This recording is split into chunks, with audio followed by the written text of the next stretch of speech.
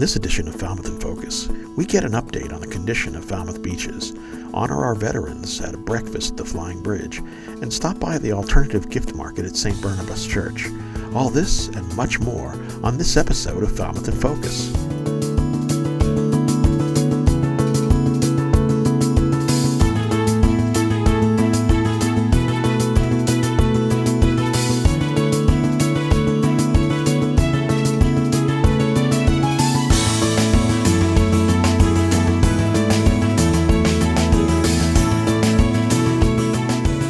Hello and welcome to Falmouth in Focus, FCTV's current affairs program.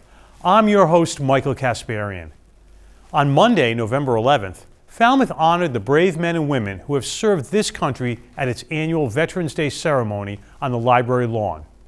The event featured keynote speaker Commander Brian McSorley of Coast Guard Sector Southeastern New England, Wayne Soares, who spoke about the 75th anniversary of D-Day, local police and fire color guards, and Falmouth Scouts and choruses. We here at FCTV salute all our Falmouth veterans and active duty service members and thank them for their service to our country. Several of the Falmouth beaches suffered significant damage during the powerful storms that hit the area in the past few weeks. Falmouth Beach Superintendent Bruce Magardo explained the damage done to the beaches and how the town needs to renourish them before next summer. My name is Bruce Magardo. I'm the beach superintendent for the town of Falmouth. And I've been asked to give some updates on the recent storm, actually the two storms that we've had, and some of the effect that it's had on the beaches. I would say for the most part, Minot West and Surf Drive sustained the greatest impact, losing lots of sand. At Minot, we've lost maybe 8 or 9 feet of parking lot as well, plus the sacrificial dune that sat on the parking lot that I know some people didn't think was pretty, but it did save the parking lot as much as it could for as long as it could. We also changed profiles at Surf Drive with losing a large portion of the kiddie pool in front of the parking lot. Water did get into the bathhouse underneath the doors, and we lost some quantity of sand down at the beach by Mill Road. We have put together a mitigation plan. We will have to phase that in because it's hard to fix all of the things that need to be fixed in a short period of time. So our first goal is to simply get through the winter. And the winter storms generally get nasty around December through March. So we have to make sure we've got beaches that can be fixed in the springtime. And then of course our second phase, our goal would be to see if we can get them ready for summertime. And then the third phase, which we still have not begun to talk about at all, is to see what we can do in the long range to slow down the rate of erosion while we are also experiencing sea rise. For a lot of people, the storm snuck up on them. I think the Weather Service people on the television sort of were all over the place. One station would say, sustained winds of 50, gusts to 60. Somebody else would say sustained winds of 70, gusts to 90. And I think you didn't know who to believe, so it kind of snuck up on us a little bit. And then the second day, the whole day after the storm, it was sustained at 55 to 65. So there was more continued erosion through 4 tides. And so people come to love the beaches. They come to visit the beaches either to and from work if they can. And so it was noticeable for a lot of people that we suffered some pretty sizable hits at some of our beaches.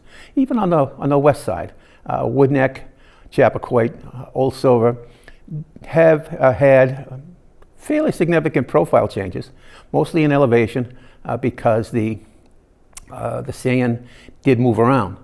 Fortunately, on the west side of town, the inshore sand transport is from the south to the north, so they kind of can catch up on their own a little bit, and that's going to be really important. On the south side, the inshore transport is from the west to the east, and as you know, we don't have many sand sources with which to get sand. So we have to try to see if it's feasible and get permits to do beach nourishment, and that's what we're hoping to get permitted real soon. As far as what's going to happen at the beaches, I don't really know. A lot of that's going to be how they get beat up a little bit this winter, We might get lucky and accrue some sand. Bristol likes to get sand from the heights. The heights tends to get sand from around by the Tides Motel and over by the harbor. So it all depends on how the sand moves around. We'll have beaches for sure. The town, the DPW, and the beach department will do our very best to make sure that we have the best quality of beaches that we have had in the past. But it's going to be more of a task because they're so needy right now. They're so wanting right now. But we have begun to move some sand around at Minot West. We're going to try to save the parking lot as much as possible, only because it makes sense to save the parking lot, because that's the buffer before the road. And of course, as you know, we have the bridge project coming up in a year or two, but it only makes sense if we have a road to use.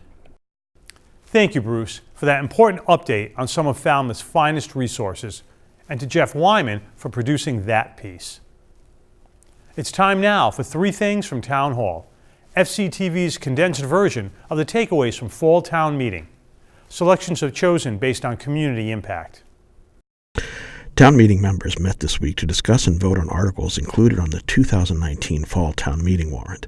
Among these articles were some major capital improvements, such as the $2.6 million for coastal resiliency projects for Minot Beach, the Shining Sea Bikeway improvements, and work on Chappaquoit Road.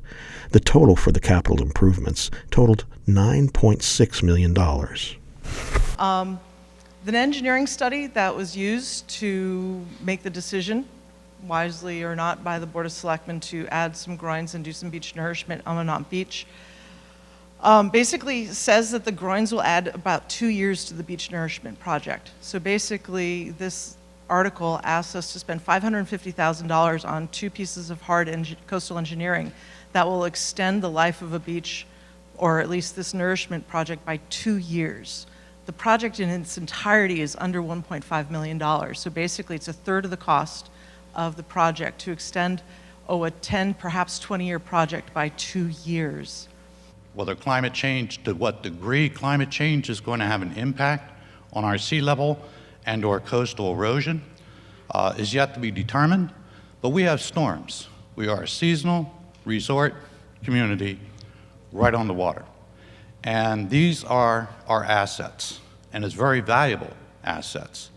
So when you're building seawalls and revetments, you are trying to thwart the inevitable. You are trying to literally stop the inevitable. That is not the goal here. The purpose of these groins were strategically identified in order to delay the inevitable.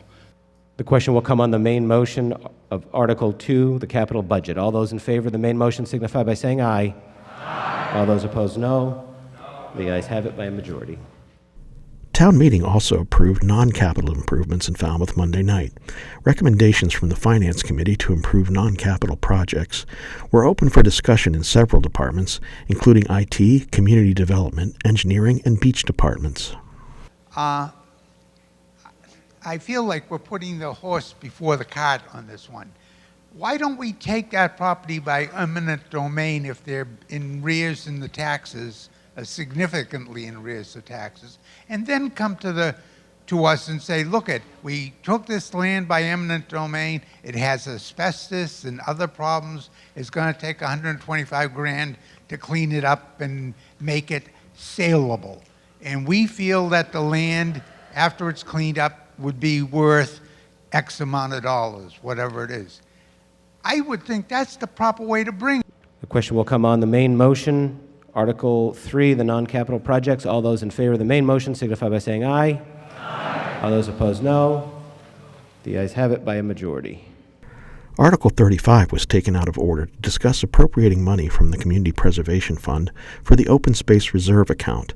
The money will be to transfer funds from fiscal year 2020 budgeted reserve to the Land Bank Debt Reserve for funding conservation land acquisition debt services payment obligations beyond fiscal year 2020.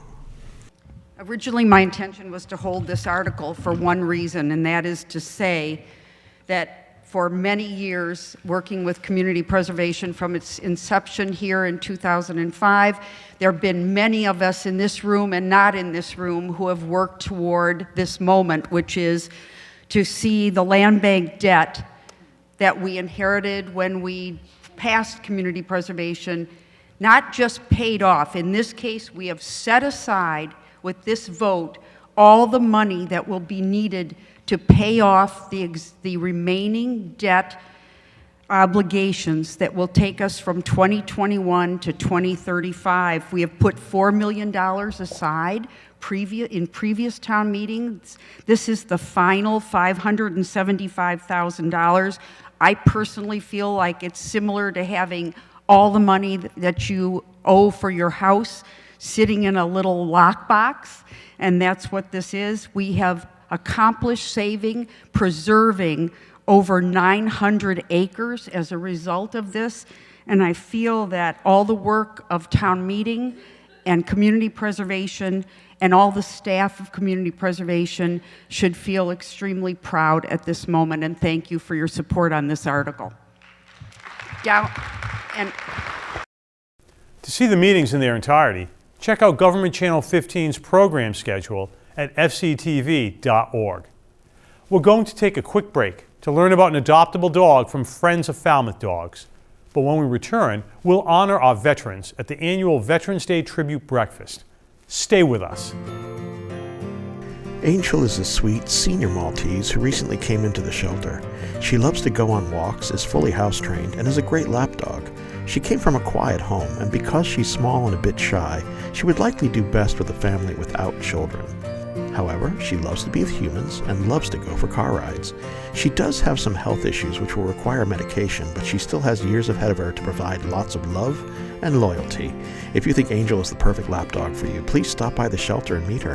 Friends of Falmouth Dogs is open Wednesday through Saturday from 10 a.m. to noon, and Monday, Thursday, and Sunday afternoons, 3 to 5 p.m. Or visit friendsoffalmouthdogs.org. Welcome back. The Flying Bridge Restaurant was the host location for Falmouth's annual Veterans Day Tribute Breakfast, welcoming local veterans from all branches of the United States military to be honored for their service to this country. Veterans, welcome to the Flying Bridge.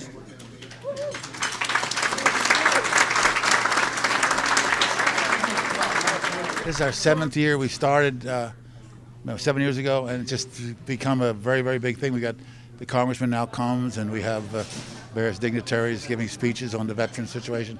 It's like today we had the head of the Coast Guard base, as well as a former general commander, to give a talk to the veterans, so that we remember what they've done for us. I felt guilty. I never served in the service. When I was younger, I was married and had a child, and they didn't take me into the service because of all that. So I always felt guilty. So I try and do things for veterans to make up for my not being a veteran. Heroes in Transition is an organization that assists veterans and their spouses and their families. And the issue that with military and those that are coming back is that when they leave the service, they've left their brotherhood and they have no place, and it's hard for them to relate. And civilians cannot possibly have an idea of how to relate or what these military people have gone through with deployments, not being home and coming back. So we bring the military, those with the military background, together in a group and create community. Well, I think service members' families think especially about the sacrifice that their fathers, their mothers, their brothers, sisters have made. And I think to tell the story of the way it can affect families really rings true to so many people. And we need more of that because we need more support. We need folks to, volunteer because they know when they come home that they are going to be supported and appreciated. And I think although they don't do it for that, they do it just to serve their country and their community. I think when we appreciate what they do, it brings another generation of volunteers, and that's what makes this country strong. Oh, it's been great every year. The folks have been, everyone comes, and it's a fun event. We can only do so many people. We'll do about 400 vets here. This year's breakfast was sponsored by Sam and Judy LaRusso, Bob and Val Zamito, Bill and Linda Zammer, and the Falmouth Chamber of Commerce. Thanks to Chris Smallis for that coverage. The work on Phase 2 of the Coonamessett River Restoration Project has begun with the construction of a second boardwalk. In our FCTV member spotlight, Allison Leshin takes us to the groundbreaking of the project.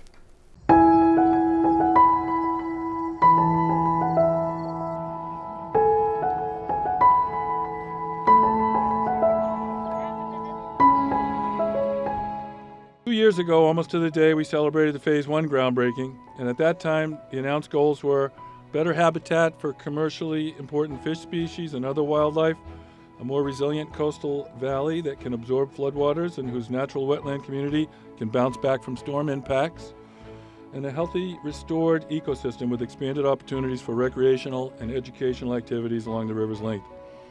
We've already seen these results in Phase 1 and look forward to continued success in Phase 2.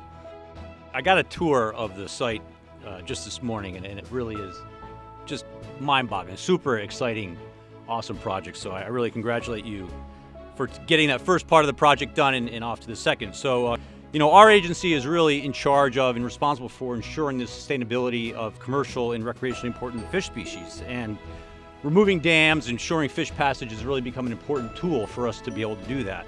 When you remove the dams, you get the fish upstream, they get to their spawning grounds, and you make more fish.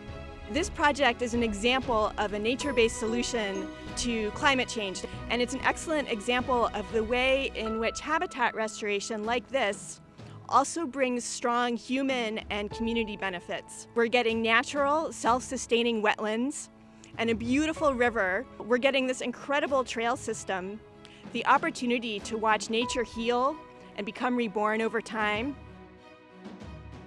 And this spring we hosted 6 elementary classrooms, totaling over 400 students who come to experience the river in person. Working with the students has just been a wonderful way to expose the next generation to the value of nature and also to learn to cherish places like this.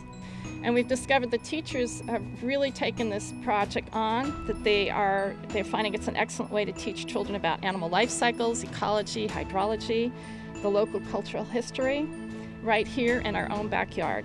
Restoration of the Coonamessett River will continue to bring benefits to Falmouth for generations to come.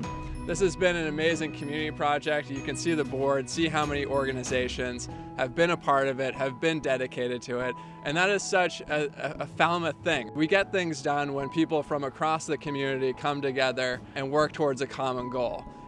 Everyone being involved really makes a difference, really gets projects like this to the finish line. When we think about federal partners, state partners, town, nonprofits, and the board here that shows all the partners, all the coordination and leadership, it's a huge win for Falmouth, it's a win for conservation.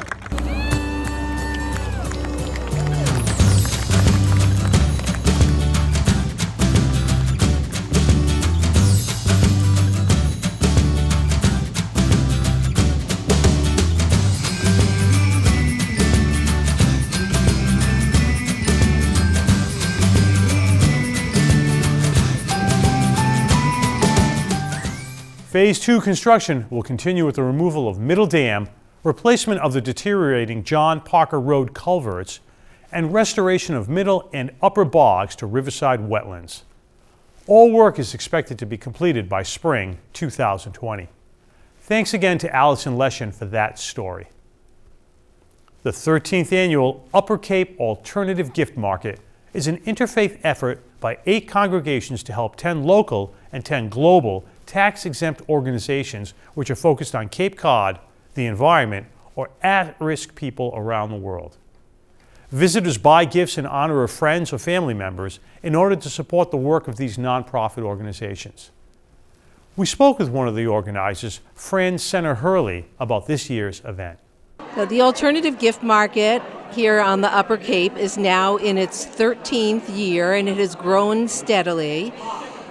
It's a wonderful way to do your holiday gifts or to simply make charitable deductions. Here's how it works. Our steering committee carefully vets 20 organizations, 10 local and 10 global, all nonprofits. And each of them is at one of these tables that you can see behind me. they have an opportunity to tell their story. Many of them are small and don't have much, if any, of an advertising budget, so we're able to give them exposure. And each of them picks 2 giving levels. So, for example, there's an organization here called A Bed for Every Child. How important is it to have a bed to sleep in and have a good night's sleep if you're going to get an education and grow up healthy? And their 2 giving levels, I believe, are $25 for bedding, a quilt, and $50 for the mattress.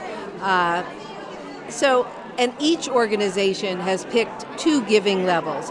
People walk around with this shopping list that shows the 20 organizations and gets to talk to everyone who is staffing these tables. And then they go up to the stage, have some coffee, some homemade pastries, and get to decide how they'd like to spend their money. Very often people will say, well, my daughter is a school teacher, so they would like me getting a gift for this preschool in Guatemala. And people really make their gifts very personal. It's for causes that they care about, whether it's peace in the Middle East or the environment or someone having enough food on their table or human trafficking, just as a couple of examples. And they'll fill out their shopping list and then they bring it to the tables here to my left where the cashiers are. They check out and then they go to the tables here to my right where they get a little index card insert which says a gift has been made in your honor for X, and they get to put that in a card and give it to someone as a gift over the holidays, for a birthday, whatever. Yeah, we've had a really great turnout. A lot of people are here for the first time, which is terrific. So the word has spread. The Falmouth Enterprise was so supportive. They did 2 articles on 2 consecutive weeks about us that helped get the word out. We had flyers all over town. We were announcing this at the 8 congregations that support this here in town. So, and I think you can hear from the din behind me how spirited it is and how much conversation is going on. And people just feel good when they leave here knowing that they're doing something to help their local community and perhaps the world community. Since its inception in 2007, the alternative gift market has raised over $500,000 in contributions and sales. Thanks to Alan Russell for that piece. It's now time for our fishing report from Ryan Collins of My Fishing Cape Cod. This week, Ryan went searching for tautog and shared with us this underwater footage of the fish in their natural habitat.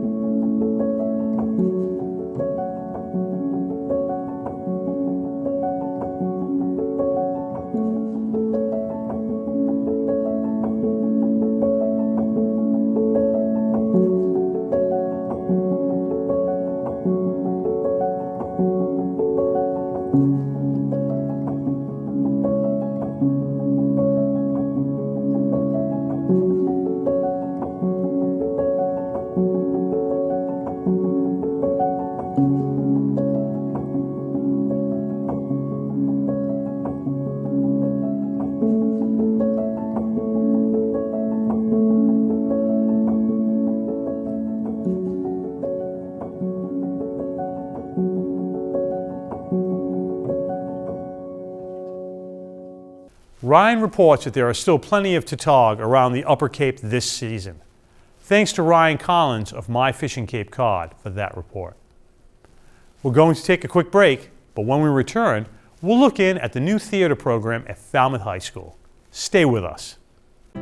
Keep your holiday shopping local and charitable by participating in the FCTV Puritan Cape Cod annual fundraiser, Shop for a Cause.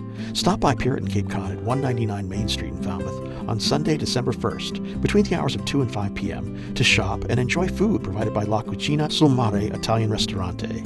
You'll save 10% on all your purchases, and Puritan Cape Cod will donate 10% to Falmouth Community Television. So spread some holiday cheer and shop for a cause. Welcome back. Students at Falmouth High School are preparing for the first performance of the year in the newly created FHS Theater program. Headed by teacher Alyssa Guida, the new program includes creative dramatics, which focuses on the skills of playwriting and directing, introduction to theater, which occurs both during the school day and after school, theater production, and theater outreach. The theater program here is kind of two-tiered. The first tier is during the school day, where we offer courses that are theater-based. So we offer our theater production course, which is more behind the scenes, so theater tech. Our intro to theater course is a little bit of everything, so if you're not quite sure what you're interested in, that's a really good place to start. And then the other course that we offer is creative dramatics, which has existed before, but it's a little bit different. Now we focus on half playwriting and half directing. And then there is also theater outreach, which is a really interesting experience. If you're interested in what I do as a teacher and as a director, you sort of kind of follow me around and learn the production side of things. The second tier, the after-school program, is the fall play. And then the spring musical, and then also we are working on, in the future, also going to a theater competition, which would be the winter, so we would kind of fill every season with after-school theater productions. Theater is like a passion of mine, and I really enjoy it, and it was a really great opportunity to be able to do that during my school day. We've read a lot of scripts of plays that I didn't know well, and so that was really interesting. And she's also just told us a lot about the history of theater, which has been really interesting to learn about. I spent a while learning just about Shakespeare and his life and his plays, which I found really interesting. Our fall play, Check Please, it is Check Please Part 1 and Part 2, so it is 2 one-act plays that were put together to form a full-length production.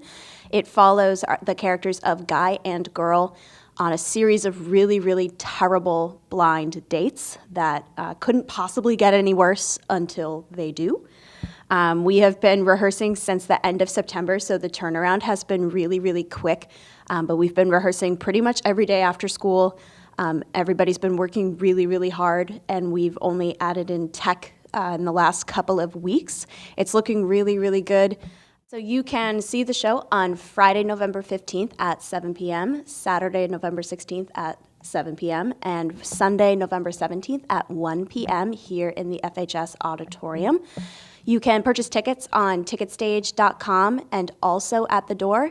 Up until now and in the next couple of days, students are also selling tickets at the school. So if you see a student who is involved with the production, you can also purchase a ticket from them. Falmouth High School's first play of the season, Check Please, opens on November 15th at 7 p.m. and also has shows on Saturday, November 16th at 7 p.m. and Sunday, November 17th at 1 p.m. Thanks to Ryan Weber for that report. FCTV wants you to know that television can be as easy as hitting record on your smartphone. We'd like to invite all Falmouth residents and visitors to share their slice of life with us. Email us your photos and videos or upload them to Facebook, Twitter, or Instagram using the hashtag MyFalmouth or Falmouth in Focus to be featured on the show. Thank you to our most recent contributors. We leave you now with the sights and sounds of the Veterans Day ceremony in Falmouth. Thank you for watching Falmouth in Focus. We'll see you next time.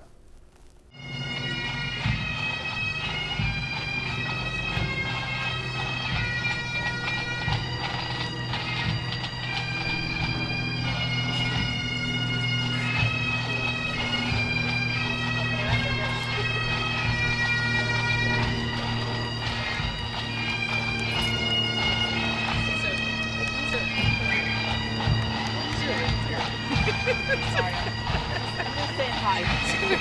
This one? Yeah, this one.